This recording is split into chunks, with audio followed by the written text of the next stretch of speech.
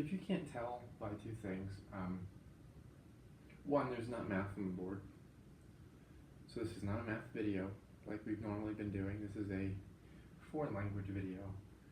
But also, I've already unscrupulously scribbled all over the place because my iPad that I am currently recording this on, mind you, it is wedged between two books just to keep it standing upright because the stand doesn't want to look up. I set an alarm on that stupid thing and it went off twice in the middle of me making a video. Guess what it does whenever you have an alarm go off in the middle of a video? It stops recording. But anyway, welcome back to my Japanese language series. I do hope that some of you guys haven't given up hope with me doing more educational content of that variety. But I'm mostly going to be, I'm mostly going to be covering content that is covered in this wonderful book here, Nihongo Challenge. I think it's by the Nihongo Sama Tome producers. I can't remember the name of the production company, but I do remember always hearing very good things about them online. So I purchased this textbook about, oh Lord, it's gonna be like about 8 years ago, I think now. I read this book about 2018 because I wanted to study for the JLPT in 4 and go to like Houston or something and go take it because that was like the nearest place I could get to take the thing. But that never came to fruition. But I did get to read a good book out of it, so I'm not going to complain. So I'm going to be sourcing the grammar topics from that book primarily. And then if I find good example sentences, I'll try and pull them from my books that I already own. This is, in particular, this is a copy of Kokoro by Natsume Soseki. If I'm like reading in there and I find something that I think is good or interesting that I can use as an example sentence, I will include it. And then last but not least, I also have this old modern Japanese reader. I say old because it was like published in, let's see, not this guy. 1966. So we might get some antiquated words and stuff in there, but that's okay. It gets the point across. The grammar really has not changed since the 60s, even though that's now 60 years ago, literally. Anyways, we've got 4 topics we're going to be covering here today. We have the standard non-past tense conjugation of verbs, the past tense conjugation of verbs, 2 particles, and then another particle. So if we recall from, I think, like the first video I ever did on the Japanese language, and literally quite anywhere on YouTube, whenever we want to discuss habitual actions or intent, we want to use the mas or masen form of our verb. If we're speaking in a like a business casual to formal setting, right? So if we look at this first sentence, 私は今学校に行きます. This one expresses intent. Uh-oh. Somebody called the ambulance. Anyway. 私は今, I, right now, 学校に, to school, 行きます, will go. So we take 行く, we change the く to き, and then we append mas at the end. That's how you would change it for an u verb. An u verb being any verb that just ends in some arbitrary stem with u, obviously. And that's pretty like a terrible descriptor in retrospect because all of the verbs in Japanese end with u. But yeah, that's for another topic, for another day. But you take your u verb, you change the stem to e form, or the e character that corresponds to this position, and then you append mas at the end of it. Similarly, Here's a sentence with a ru verb, taberu, to eat. Taberu. Right? But this sentence, generally speaking, is neko wa inu no tabemono o tabemasen. You can also say neko wa inu no tabemono wa tabemasen for a general statement. Either or is fine. Wa, I think, is the better grammatical choice, if I recall correctly, because this would just negate the action further with taberu. So, to dissect the sentence anyway, neko wa, topic is cats, inu no tabemono, dog food, tabemasen, do not eat. So, this would be a general statement saying cats don't eat dog food. When I'm watching this later, I'll probably plug in a better word for inu no tabemono, like dog feed. I've got like 3 dictionaries. There's probably a word for it in there anyway. So anyway, you take taberu, you get rid of the ru, and then you append masen. Pardon the chicken scratch. But you append masen at the end of the word itself, right? That's how you do that. Same formula for part 2 with mashita and masen deshita. Mashita and masen deshita just simply being the past tense forms of our non-past tense mas form.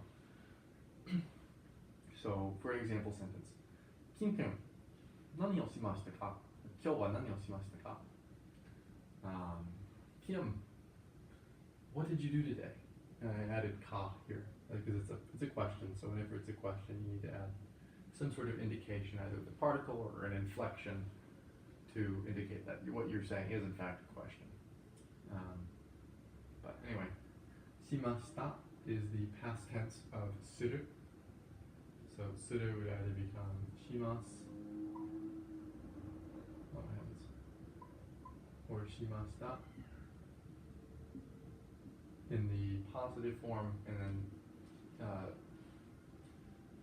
shimasen and shimasen deshita for the non-past and past forms of its mas conjugation. I think suru is like one of 2 or 3 irregular verbs in the entire language. The second sentence, this one sounds a little silly, but I was just trying to diversify the words here, right? Roshin no ie ni tazunemasen deshita. Roshin no ie ni tazunemasen deshita.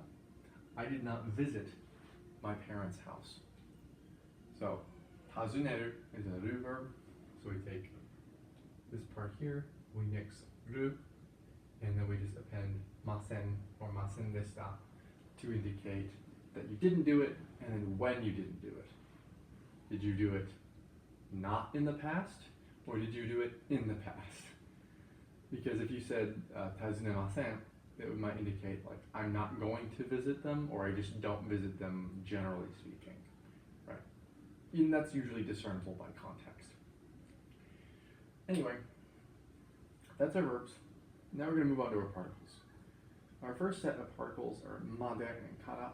Made and kara usually when in pairs or to describe location of an object, meaning literally until or to and then from. So you could say I walked from the store to school. Just using generic buildings, right? Or the post office. I walked from the store to the post office. Let's say that. So you would say mise kara, from the store, yubinkyoku made, until I got to the post office, arukimashita, I walked. I got something similar here. Eki made arukimashita, I walked until I got to the station, right? Kara, similarly, hoteru no mado kara, from the hotel window. Kara being from, hoteru, hotel. Then we use no here to indicate that this is modifying or showing like possession, or this changes this to some degree. This links these 2 objects together. So hoteru teru no mado, the window of the hotels. So from the window of the hotel, umi, and then I wrote above this, umi ga miemasu, because that's a lot more correct to say, and I realize that in retrospect. Hindsight 2020 is crazy at 1 o'clock in the morning, you guys. So, ga mieru is a verb, just for context. So cool if I didn't knock everything over. Mieru is a verb which means to be visible, but we usually use it in the sense of I can see this particular thing. So if you said I see my cat in my room, you would say Heya ni wa neko ga mieru. Right? I can see the cat or I can see my cat in the room, right? Or literally in my room or in the room, my cat is visible.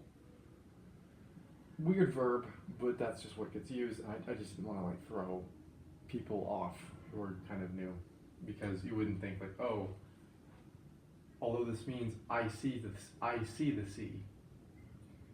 It's technically this is a subject marker and an intransitive verb. It's funky, I know, but that's just the way that this particular verb works. Kind of a bad example. And then the last particular topic of the day is going to be the particle de. De means on or by or in. So it usually gives this locative context of the noun that we are appending it to. So, for instance, on the bus, I read a book. So, on English, we use that whole prepositional phrase, on the bus. In Japanese, you can kind of just compress it down to that one particle. So instead of saying on the bus, you say basu de. So you have location, right? So basu de honri omimashita. Or I played soccer at the park. Koen de saka wo asobimashita. Yeah, koen de saka wo asobimashita. Right? At the park, koen de saka wo asobimashita. I played soccer. Asobu being the verb for to play. And then another example, and I kind of corrected myself here because once again, I reiterate, it's almost 1 o'clock now, I think, by the time I'm recording this. Densha de nemasen deshita. You should really say densha de wa nemasen deshita, because once again, wa acts as a negator for certain particles to indicate that you were not doing this particular action at this particular place and time. So, densha de wa nemasen deshita. I did not go to sleep on the train. But yeah. That, as a side note, I wrote kind of above in black ink as well in the fourth quadrant. Naifu de ringo kita. That can also be used to express by means of doing a certain thing. So literally that sentence reads, by means of a knife, I cut an apple. Now kita, I didn't conjugate it to its mas form. You could say kimashita instead for the verb kiru, which means to cut.